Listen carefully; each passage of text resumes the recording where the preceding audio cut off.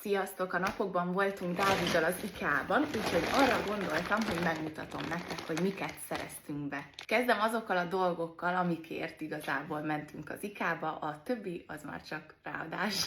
Nagyon régóta szeretnék függönyt a gardróbszobámba, nálunk a lakásban egy darab függöny sincs, úgyhogy úgy gondolom, hogy eljött az ideje. Ehhez vettünk egy sínt, amit a plafonra szeretnénk majd felszerelni. Fehér pöttyös függönyt választottam. Szeretném, hogy a plafontól a földig érjen, úgyhogy nagyon kíváncsi leszek, hogy milyen lesz majd felrakva.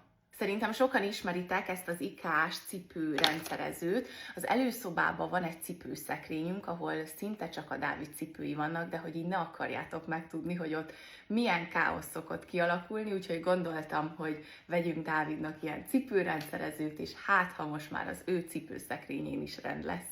A következő egy olyan termék, amit mindig veszek, hogyha az IKEA-ba megyek, mert egy kicsit ezekkel a dobozokkal úgy vagyok, mint a zoknikkal, hogy vagy eltűnik a doboz, vagy a teteje. Hoppá! Idáig viszont mindig az üvegdobozokat választottam, amit láthattatok is már, hogy egy hol videóban eltörtem, és nagyon szeretem ezeket az üvegdobozokat, de azt veszem észre, ahogy egymásba pakolom, az üvegdoboz széle pattog le, és ilyen üvegfóbiám van, úgyhogy most kipróbáljuk a műanyag változatot, úgyhogy ebből beszereztünk 3 dobozt, és csak 2 tetőt vettünk, mert hogy tetőből annyi van itthon, mint a fene, a dobozok alja pedig nem tudom, hogy hova tűnik. Egy kicsit ez is olyan, mint a doboz, hogyha az IKEA-ba megyek, akkor biztosan, hogy veszek gyertyákat is. Tudjátok, hogy imádom a gyertyákat, tudjátok, hogy a gyertyáknak vannak jelentésük, és elképesztően odáig voltam most azért, hogy rengeteg zöld és sárga gyertya volt. Ugye a zöld gyertya az a pénzt jelenti, jelképezi, a sárga pedig az egészséget, úgyhogy most beszereztem mindent, új év, új én, de a gyertya az marad.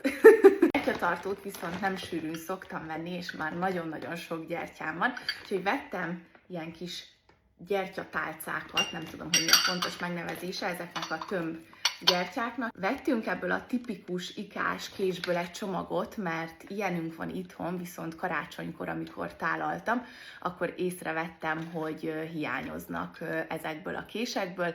Ezek se tudom, hogy hova tűnnek, mert hogy nem hiszem, hogy valaki hazaviszi magával.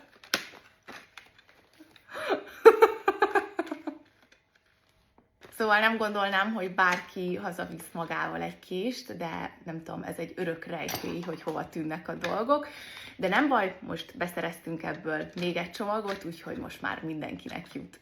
Vettünk még egy ilyen giganagy párnát. Bárhol és bármennyit tudok aludni, de szerintem nagyon fontos, hogy amúgy jó párnája legyen az embernek. És nekem van egy kisméretű párnám, amivel amúgy így meg vagyok elégedve, de tökéletesnek nem mondanám. Az anyósom a múltkor mondta, hogy ő egész életében keresi a számára tökéletes párnát, és még mindig nem találta meg, úgyhogy semmi nincs veszve.